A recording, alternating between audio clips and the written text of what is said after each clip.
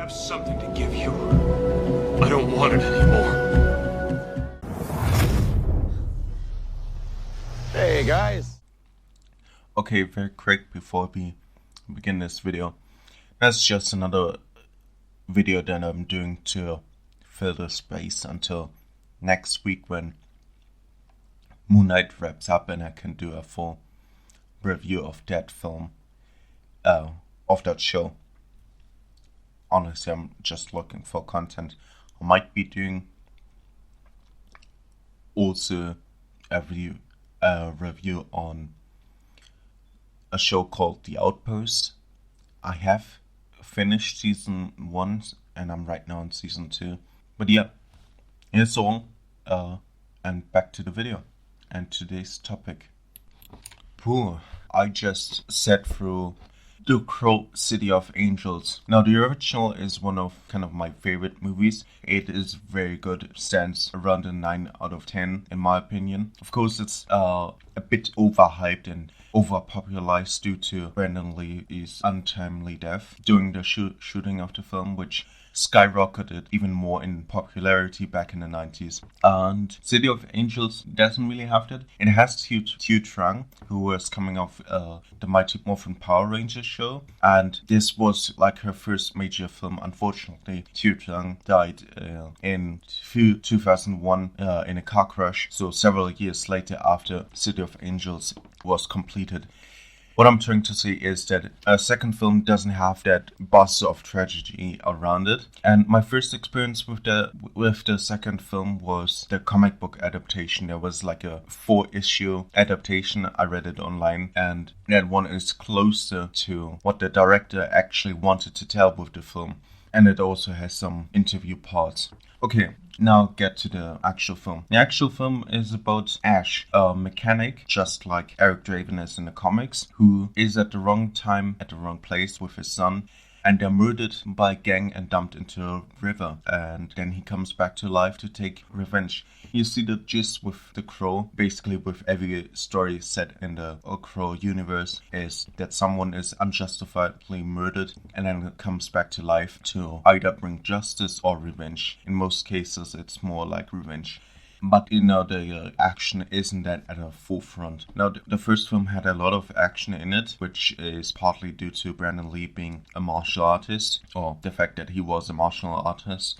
So you could really use that for your advantage. But I think in some parts, City of Angels is actually better, even the theatrical version that I just watched.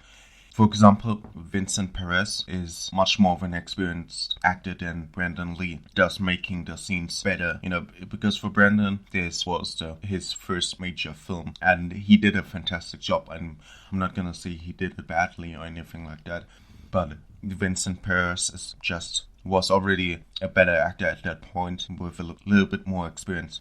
Now, in the beginning, they were unsure to make a sequel. Well, they kind of wanted it because the first film brought in so much money. But on the other side, they wanted to respect Brandon and James O'Barr, the creator of the Crow comic. He wrote multiple story pitches, but it always turned out to be just the original. So he gave his blessing for others to do this job. And eventually, this job landed in the hands of David S. Goyer and Tim Pope, who has mostly shot the music videos of The Cure, a band that was used in the first film with their title track Burn. But anyway, back to the video. He did a good job. Like I said, Ash is very different to Eric. He's less mopey or broody to say. He has far more dark humor, and he treats his experience being back on life more like a theater performance, performing little magic tricks, quoting Shakespeare or poets, and even quoting a poem from the first comic book itself that didn't land in the film adaptation.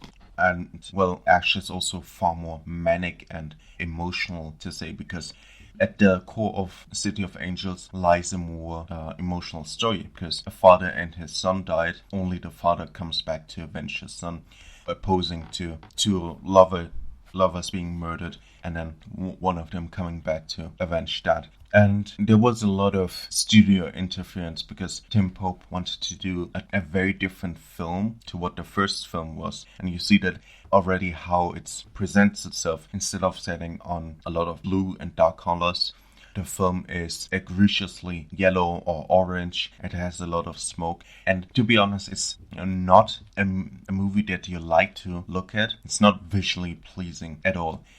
It is somewhat darker, not by themes per se, but what you see, there's a little bit more nudity and disturbing images. And if you know the Cure, or let me better say, if you're familiar with videos by 9 Inch Nails, it's coming across more like that.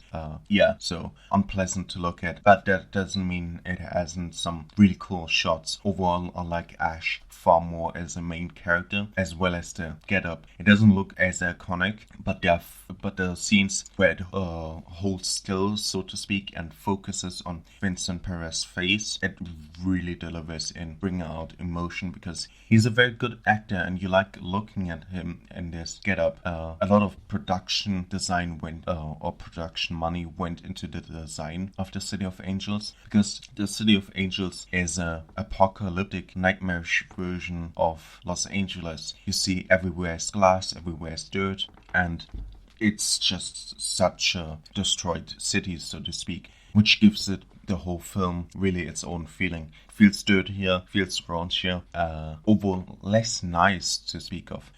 Another thing that I also like is really Mia Kirshner and Vincent Perez together on screen. They have a lot of chemistry, and you feel that already in the first scene in the film where they are together acting. And apparently in the version that Tim Pope filmed, there was a lot more, because it was supposed to be a love story between Mia Kirshner's character Sarah. Sarah appeared already in the original film, but City of Angels skips a few years in time, and this is an adult Sarah, so you needed a different actor also for the character. But back again to my point, they shot a lot of more scenes. It's like literally an hour or so is missing from the film that you can never quite recapture or reconstruct. They delivered it to the producers, who were the Weinstein brothers, and Harvey Weinstein is a very controversial figure that I will not get into it, because it doesn't have to do so much with the film itself, only that the producers wanted more something like the original film. So they made a lot of reshots, cut the film different, cut a lot of stuff out that landed in the comic adaptation that I read, even though the comic adaptation is like 4 issues long. That's not much, but it's closer, and based on that, on still photos, on stuff that landed in the trailers, and promotional material that they released before the movie came out, you can kind of reconstruct on what this film was supposed to be. It isn't that off. It's very often that the director wants one thing and the studio, the producers, want another thing, and they can't meet each other in the middle. And I mean, for all the actors and the director and everybody who worked on it, it's far more of a terrible outcome than for the studio. Studio just moves on and makes another film, while the reputation and career is tarnished by a bad film for the actors, even if or the director, even if they can't really do anything for that. Okay, this review is already too long, and I would give the theatrical version that I just saw a 5.8, so to speak, because you can see a better movie underlying to what you see on the screen. So I'm really torn with this film. I would say 5.8. It's not terrible, but it doesn't give you enough, but the vision is there. Yeah, I hope you like this video, and we see us another time. Okay, fuckity bye.